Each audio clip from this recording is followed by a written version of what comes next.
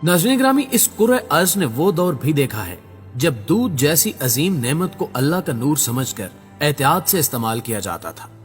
फिर जमाना बदला और वो दौर भी आया जब दूध पहली दफा पैसों के एवज बेचा जाने लगा। उस वक्त के लोगों ने इस पर बहुत एतराजात भी किए कि अल्लाह के नूर को बेचना ठीक नहीं,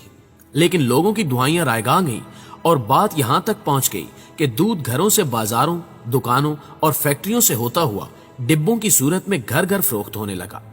और यूं दूध की सनत तरक्की करती चली गई। लेकिन जैसे ये तरक्की आसमान को छूने लगी, वैसे ही दूध की मिकदार कम होती गई, जो सनतों के मालिकों के लिए परेशानी का सबब बनी। और फिर अल्लाह का नूर समझी जाने वाली ये नेमत उस वक्त अपनी अफादियत खो बैठी जब दूध की मिकदार बढ़ाने के लिए इसमें मिलावट का काम शुरू कर दिया गया।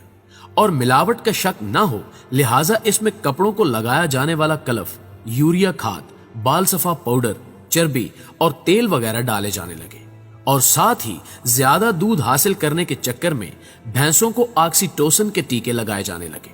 जिसके नुकसानात की एक तवील फहरिस्त मौजूद है। जी हां दोस्तों, ऑक्सीटोसिन दरअसल यूनानी जुबान का वो लफ्ज है जिसके मानी सहूलत, आराम और तेजी से पैदाइश है।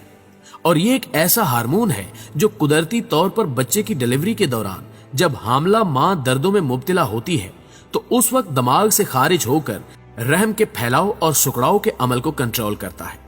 और फिर बच्चे को बर्थ कनाल में धकेल कर डिलीवरी के अमल को तेजी और सहूलत से मुकम्मल कराता है। फिर ये बच्चा दानी के उजलात को भी सुकेड़ता है, जिससे बच्चा दानी जल्द अपनी पुरानी हालत में वापस आ जाती है। इस तरह बच्चे को दूध पिलाने वाली मां हमल और जचगी के असरात से जल्द बाहर आ जाती है। इसके अलावा ये हार्मोन थनों के इर्द गिर्द पाई जाने वाली दूध की छोटी छोटी थैलियों को सुकेड़कर थनों में उतारने का काम भी करता है, ताकि दूध को बआसानी थनों से निकाला जा सके। अब सोचने की बात यह है कि जब ये हार्मोन कुदरती तौर पर अपना काम कर रहा होता है तो ऑक्सीटोसिन के इंजेक्शन की क्या जरूरत रह जाती है। तो दोस्तों, बात यह है कि जब लालच हद से बढ़ जाए तो मामूली सा इंतजार भी वबाले जान लगता है। लिहाजा इस हार्मोन के खारिज होने के इंतजार से बचने के लिए इंजेक्शन का इस्तेमाल किया जाता है, ताकि इस अमल को कुदरती तरीके से भी 2 गुना ज्यादा तेजी से अंजाम दिया जा सके और दूध की मिकदार को भी बढ़ाया जा सके। फिर इस तरह जो भैंस एक वक्त में 5 लीटर दूध देती है, इस इंजेक्शन के इस्तेमाल की वजह से 7.5 लीटर दूध देने लग जाती है।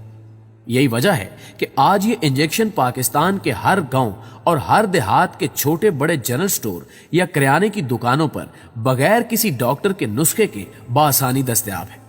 और सोने पर सुहागा यह है कि हर गवाला इसके नुकसानात से नजरें चुराते हुए बेदरेग इसका इस्तेमाल कर रहा है और अपने तय खुश हो रहा है कि उसकी आमदन में इजाफा होगा,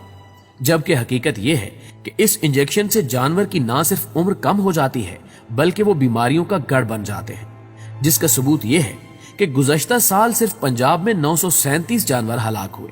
और 2318 जानवर इसी वजह से बीमार हो गए।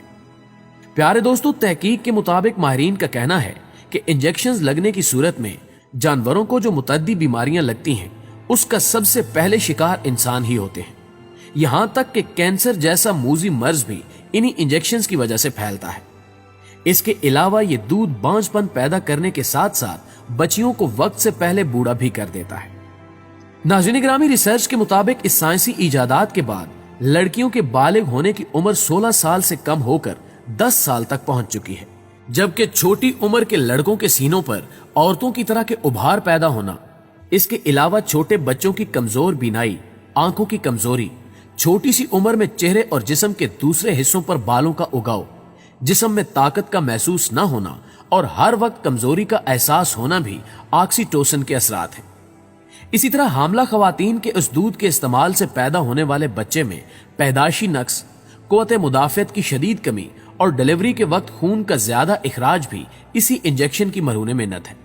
जबकि एक रिपोर्ट के मुताबिक ये इंजेक्शन मेदे, पेट, आंखों और गुर्दों के अमराज, हेपेटाइटिस सी, लबलबे की खराबी, शुगर, वक्त से पहले बालों की सफेदी, टेंशन और कबल अज वक्त जिनसी तब्दीलियों का बायस भी है।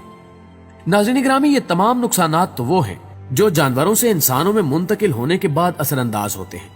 लेकिन खुद जानवरों में जो खतरनाक हद तक तब्दीलियां रुनुमा होती हैं, उनमें सबसे पहले तो उनके यूट्रस के बार बार सिकुड़ने और फैलने की वजह से ان کا دودھ اتارنے کا عمل تکلیف دہ ہو جاتا ہے، جو زیادہ تر جانوروں میں بانجھ پن کا سبب بنتا ہے، اور یوں سینکڑوں کی تعداد میں گائے بھینسیں بچہ پیدا کرنے کی صلاحیت سے محروم ہو جاتی ہیں۔ اس کے ساتھ ساتھ جانوروں میں ساڑو نامی بیماری پیدا ہونا بھی اسی ہارمون کے انجیکشن کی مرہون منت ہے،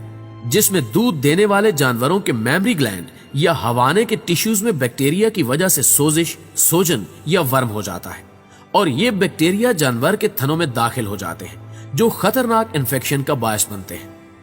ناظرین گرامی، واضح ہے کہ یہ بیماری دودھ دینے والے جانوروں کی سب سے اہم اور سب سے زیادہ ہونے والی ایسی بیماری ہے جس سے نہ صرف جانور کے دودھ کی پیداوار میں شدید کمی ہو جاتی ہے، بلکہ بعض اوقات ایک یا اس سے زیادہ تھنوں کے ضائع ہونے کا بھی اندیشہ ہوتا ہے، کیونکہ ہارمون میں بگاڑ دودھ کی اجزائے ترکیبی کو قائم رکھنے والے سیلز میں بھی خرابی پیدا کر دیتا ہے، جس کا نتیجہ ساڑو کی صورت میں سامنے آتا ہے۔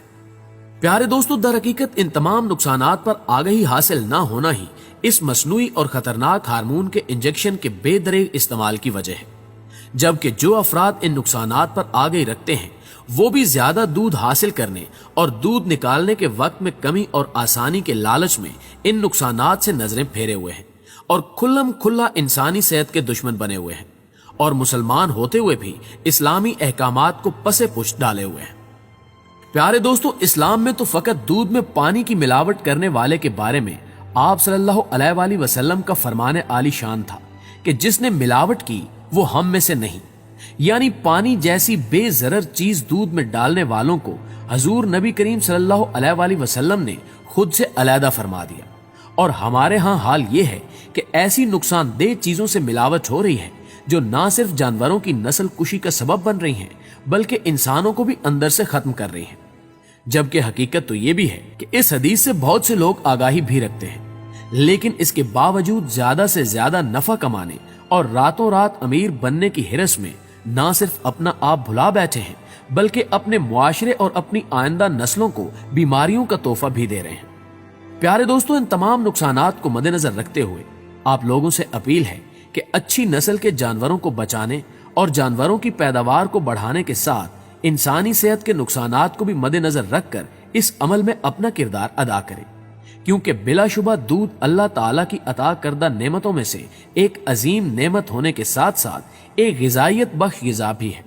یہاں تک کہ ایک گلاس دودھ سے ہمیں پروٹین، چکنائی، کاربوہائیڈریٹ، کیلشیم، میگنیشیم اور قیمتی وٹامن ملتے ہیں،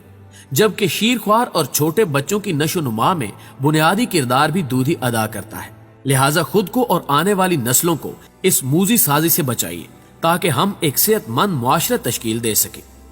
آخر میں اللہ سے دعا ہے کہ وہ ہمیں اسلام کی تعلیمات پر عمل پیرا ہونے کی توفیق عطا فرمائے اور ہمارے معاشرے کو ملاوٹوں سے پاک غذا فراہم کرنے کی ہمت عطا فرمائے، آمین آمین۔ دوستو، اگر ویڈیو اچھی لگی ہے تو اسے لائک کرتے ہوئے اپنے دوستوں کے ساتھ بھی شیئر ضرور کیجیے گا تاکہ وہ بھی اس قیمتی معلومات سے مستفید ہو سکے۔